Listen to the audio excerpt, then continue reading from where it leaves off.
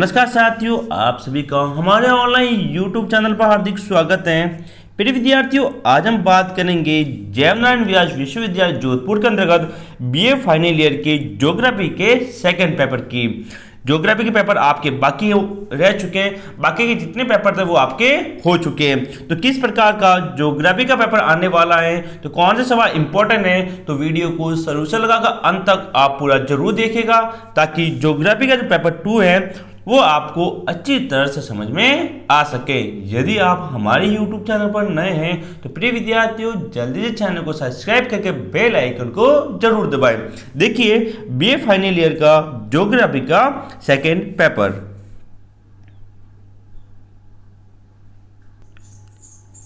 देखिए प्रिय विद्यार्थियों, ज्योग्राफी का सेकंड पेपर वो आपके सामने आ चुका है। ये आपके 75 नंबर का होगा। मेन बात ये है कि कितने नंबर का होगा, 75। बाकी जितने भी पेपर थे वो आपके 100 नंबर के होते थे, लेकिन ये 75 नंबर का होगा क्योंकि ये प्रैक्टिकल सब्जेक्ट है। आपके ज्योग्राफी के अंतर्गत प्रैक्टिकल होता है, इसलिए ये पेपर 75 नंबर का होगा। अब इसके अंतर्गत भाग अ, ब और 3 भाग होंगे। भाग अ के अंतर्गत आपको 10 सवाल पूछे जाएंगे 1-1 नंबर के। फिर भाग ब के अंतर्गत आपको 5 सवाल को उत्तर देने और एक सवाल कितने नंबर का होगा, प्रत्येक प्रश्न 7 अंक का होगा। और यहाँ पे भाग स है यानी सी पार्ट, उसके अंतर्गत आपको 3 सवाल को उत्तर देने पड़ेंगे और प्रत्येक सवाल 10 नंबर का होगा, यानी प्रत्येक प्रश्न कितने नंबर का होगा, 10 नंबर का होगा। तो देखिए भाग अ के अंतर्गत निम्नलिखित को परिभाषित कीजिए। ये पहला सवाल है। पहला है पर्यावरण को, यानी एनवायरमेंट किसे कहा जाता है, पर्यावरण किसे कहा जाता है, पर्यावरण की परिभाषा आपको यहाँ पर बतानी है। नेक्स्ट दूसरे क्वेश्चन की बात करते हैं। देखिए दूसरा क्वेश्चन पारिस्थितिकी। देखो पारिस्थितिकी कि पारिस्थितिकी किसे कहा जाता है वो बताना है। थर्ड है संसाधन, यानी संसाधन क्या होते हैं, कौन कौन से संसाधन है, वो उन सभी का यहाँ पे आपको वर्णन करना है। केवल 1 नंबर का यहाँ पे सवाल है, इसलिए ये ध्यान रखिएगा। नेक्स्ट 4 नंबर सवाल है, जल प्लावन क्या है। साथ ही इंपॉर्टेंट करो, जल प्लावन। 5वां मरुदित वनस्पति। फिर लीला नीना प्रभाव, ये प्रभाव होता है लाल नीना प्रभाव की। लाल नीना प्रभाव किसे कहा जाता है, कहाँ होता है, कौन से हवाओं के द्वारा होता है, ये जलवायु, कौन समुद्र की जलवायु के कारण होता है, वो सबका वर्णन यहाँ पर करना है।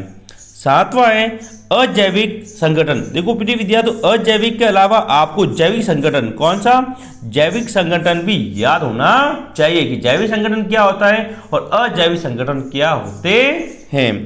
नेक्स्ट अगला क्वेश्चन, खाद्य जाल, यानी खाद्य जाल क्या होते हैं वो बताना है। 9 नंबर अम्लीय वर्षा। कौन सी, अम्लीय वर्षा। जब वर्षा की पीएच का मान 5.6 के कम होता है उसे अम्लीय वर्षा कहते हैं। किसका, वर्षा की जो पीएच होती है, ठीक है, पीएच का मान 5.6 से क्या होता है, कम हो जाता है, उसे हम अम्लीय वर्षा कहते हैं। नेक्स्ट नेट उत्पादन क्या है। 10वां सवाल कौन सा है कि नेट उत्पादन के बारे में आपको यहाँ पे बताना है।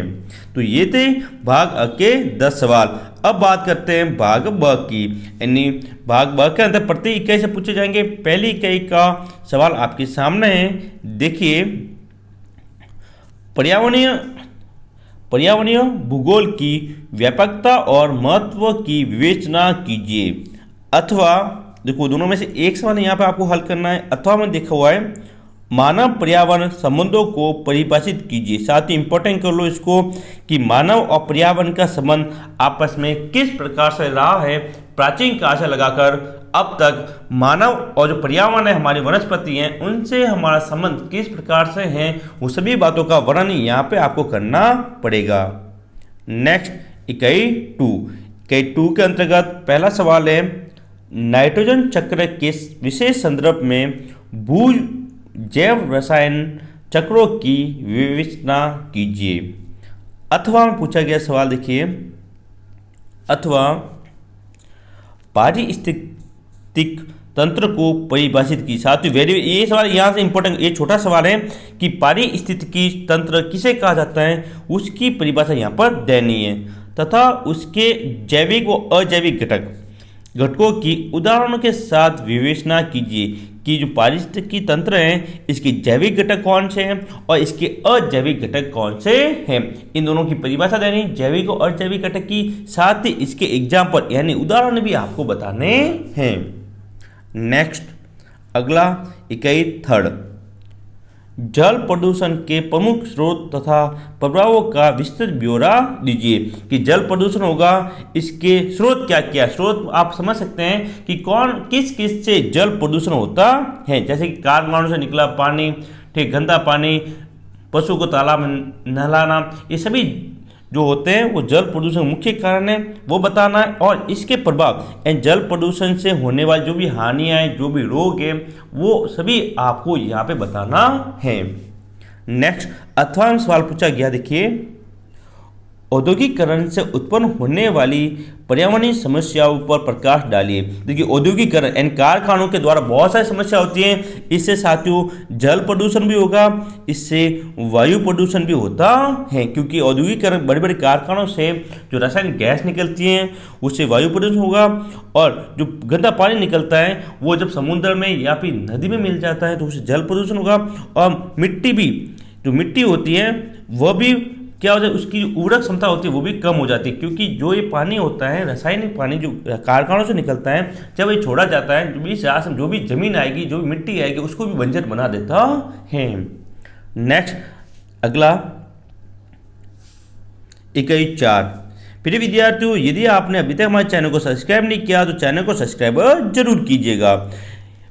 5वें का पहला सवाल है, पर्यावरणीय प्रकोप क्या है। देखो यहाँ पर परिभाषा भी इसकी याद रखनी है कि पर्यावरणीय प्रकोप क्या है, उनका वर्गीकरण किस प्रकार किया जा सकता है। अथवा वेरी इंपॉर्टेंट, ओजोन परत हास्य पर प्रकाश, यहाँ पे लेख लिखिए, क्या लिखना, एक लेख लिखिए, यहाँ पे लिखा हुआ है एक। जो ओजोन परत है हमारे वायुमंडल से ऊपर एक परत बनी हुई है जो कि सूर्य से आने वाली पराबैंगनी किरणों से हमें क्या करती है, रक्षा करती है। तो उस पर आपको ओजोन परत, वो जिसे कहा जाता है O3, इसका सूत्र है ओजोन परत का, उसके बारे में यहाँ पर वर्णन करना है। इकाई 5, ठोस कचरा प्रबंधन के बारे में विस्तृत प्रगणना कीजिए कि ठोस कचरा कौन कौन सा है, उसका प्रबंधन किस प्रकार से किया जा सकता है। अथवा पर्यावरणीय प्रबंधन का वर्णन कीजिए कि पर्यावरणीय प्रबंधन किस प्रकार से किया जा सकता है। तो ये थे भाग ब के सवाल। अब बात करते हैं भाग स की। तो पहला सवाल है भाग स का, तो यहाँ देखिए, यहाँ पर राय राकेट एकीकरण चरण से लेकर वर्तमान तक मानव पर्यावरण संबंध किस तरह से परिवर्तित हुए हैं, यानी प्राचीन पुराने समय से लगाकर अब तक वर्तमान समय तक जो मानव का, और यहाँ पर लिखा हुआ पर्यावरण क्या है, पर्यावरण का संबंध किस प्रकार से बदला है, परिवर्तन हुआ है, वो सभी का वर्णन यहाँ पे आपको करना है। नेक्स्ट क्वेश्चन, निम्नलिखित पर लघु टिप्पणी लिखी, यानी थोड़े थोड़े लाइनें आपको यहाँ पर लिखनी है। पहला है जल चक्र के बारे में, फिर कार्बन चक्र और ऑक्सीजन चक्र, ये सभी चक्रों के बारे में यहाँ पे आपको लिखना है। नेक्स्ट 9 नंबर, भावी पीढ़ी के लिए सतत विकास सुनिश्चित करने के लिए उठाए जाने वाले विभिन्न संभावित कदम क्या हो सकते हैं, इसे विस्तृत कीजिए। यानी सतत विकास किस प्रकार किया जा सकता है आने वाली पीढ़ी के लिए भविष्य में, वो आपको बताना है।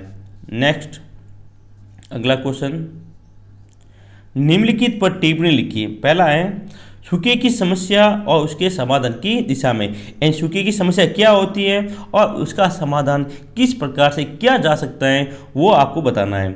दूसरा, स्वास्थ्य प्रकोप की समस्याएं, कि स्वास्थ्य संबंधित जो प्रकोप है, स्वास्थ्य है, उस पर कौन कौन सी समस्या, बड़ी बड़ी जो समस्याएं हैं उन सभी का वर्णन यहाँ पर करना है। अंतिम सवाल अपना, पर्यावरण के संरक्षण, संवर्धन तथा नियोजन की आवश्यकताओं का मूल्यांकन कीजिए।